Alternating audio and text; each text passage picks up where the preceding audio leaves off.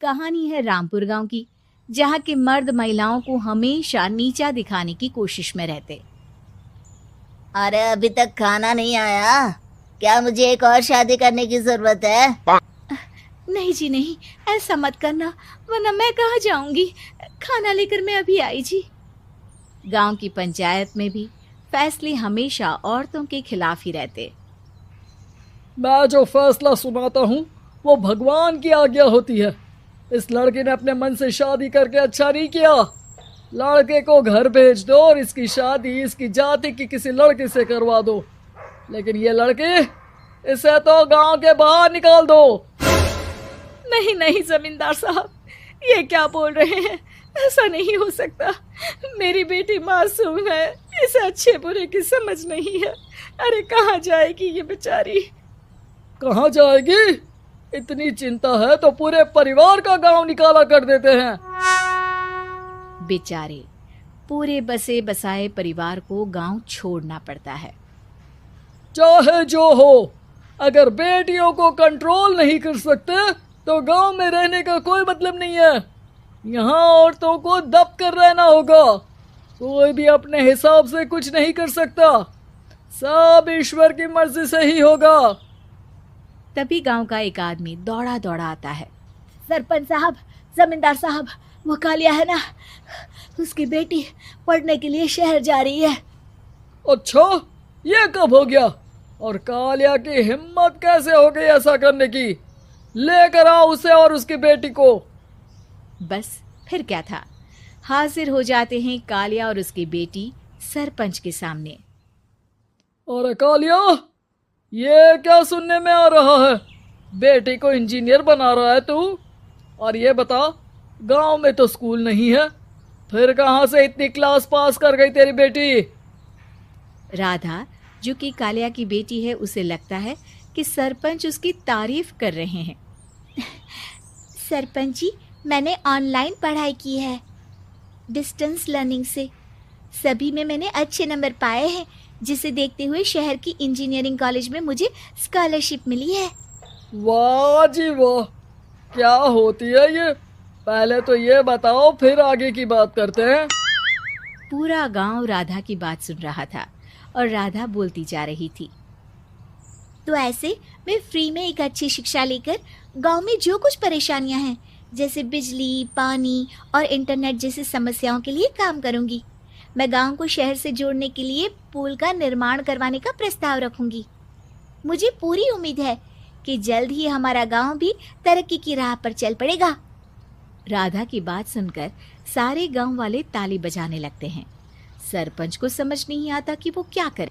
चुप रह नादान लड़की, गांव के खिलाफ जाने के लिए तुझे गांव से बेदखल कर दिया जाएगा, वो भी पूरे परिवार के साथ। और हाँ, अगर ठीक से गांव में रहना चाहती है तो ये पढ़ाई लिखाई छोड़ दे। हम तेरे लिए गांव का कोई होनहार लड़का देखेंगे। तभी गांव का एक आदमी बोल पड़ता है। अरे नहीं नहीं सरपंच जी, राधा बिटिया जो बता रही है, अगर वैसा हो जाए तो हम लोगों को पैसा कमाने के लिए बाहर नहीं जाना पड़ेगा। हाँ जी, और ना ही कोसों दूर पानी के लिए भटकना पड़ेगा।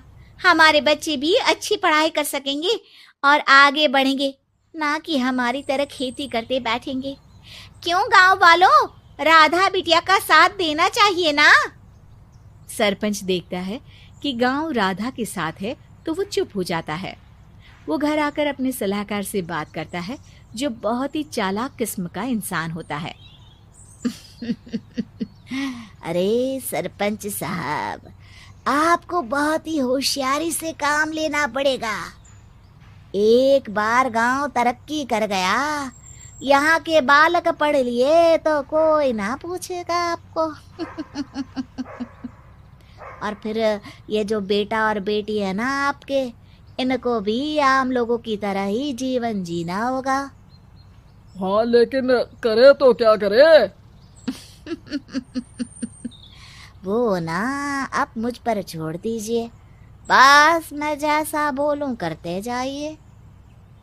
अगले रोज सुबह जब गांव वाले सोकर उठते हैं तो राधा के घर के बाहर और साथ ही वो लोग जिन्होंने राधा का सपोर्ट किया था, उनके घर के आगे लाल रंग से कल आऊंगी लिखा होता है।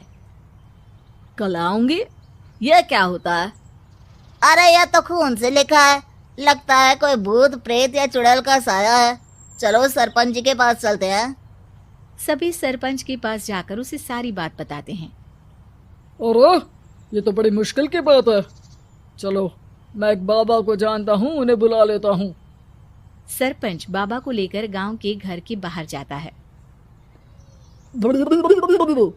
ओहो, तो ये वो चुड़ैल है जो उन लोगों को निशाना बनाते हैं जो गांव को बदलने का सपना देखते हैं। वो गांव को ऐसे ही संपन्न देखना चाहती है, वो नहीं चाहती कि कोई बाहरी यहाँ का कायाकल्प करे।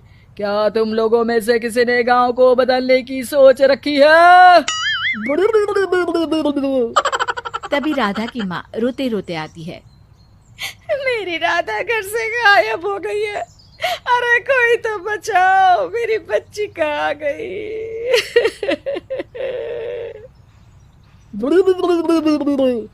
ले गई वो चुड़ैल, तेरी बच्ची को ले गई। अब वो उसे श्रापित करके छोड़ेगी, उस पर चुड़ैल का साया हो जाएगा। तभी बुरी सी हालत में राधा भी वहां आ जाती है। उसके बाल चुड़ैल की तरह फैले होते हैं और कपड़ों में खून लगा होता है। सभी राधा को देखकर डर जाते हैं। माँ, पता नहीं मुझे कौन उठा कर ले गया था। अरे दूर दूर हो जा चुड़ैल, अब हम लोग इस गांव में नहीं रुकेंगे। अरे कैसे बातें कर रहे हैं आप? कल तो आप मेरे भरोसे गांव का हुलिया बदलने, अपने बच्चों को पढ़ाने और तरक्की उन्नति की बात कर रहे थे, तो आज क्या हो गया आपको? ये फिर तुम लोगों को बहकाएगी।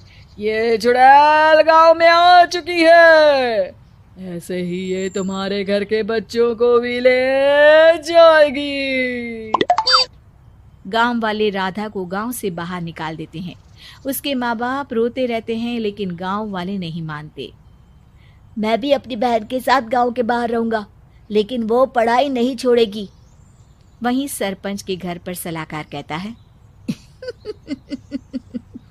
देखा, सांप भी मर गया और लाठी भी नहीं टूटी। लेकिन अगले ही दिन सरपंच के घर के बाहर भी वही शब्द लिखे होते हैं। और फिर सरपंच की बीवी कहती है, हमारी बेटी को किसी ने अगवा कर लिया है। तभी राधा का भाई वहां आ जाता है। अरे गांव वालों, मैंने सरपंच जी की बेटी को देखा था। वो चुड़ैल उसे उठाकर ले जा रही थी। अरे क्या मजाक कर रहे हो?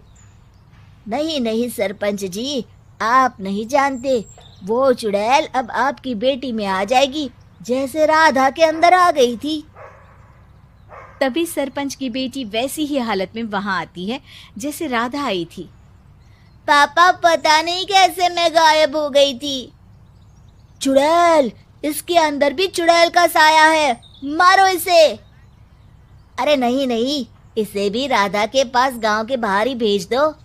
अरे चुप रहो, मेरी बेटी कहीं नहीं जाएगी और चुड़ैल वुड़ैल कुछ नहीं होता है। अरे कैसे बात कर रहे हो सरपंच जी? आप तो बोल रहे थे कि आपका फैसला भगवान का ज्ञान होता है, तो अपने पर बात आई तो अब आप ऐसे बोल रहे हैं। अरे ना ना ना, आपको अपनी बेटी को त्यागना ही होगा। अरे बुलाओ बाबा को। राधा का भाई बाबा को ले आता है, जिसे अब गांव वालों के डर के कारण सच बोलना पड़ता है। मैं कोई बाबा नहीं हूँ, मैं तो मोची था। ये सलाहकार महोदय ने मुझे कहा था एक्टिंग करने को।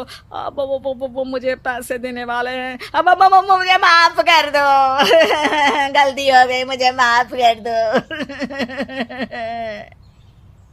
तभी वहां राधा आ जाती है। देखा सरपंच जी, जब गांव के बच्चे साक्षर होंगे तो आप जैसे लोगों की चालाकी नहीं चलेगी।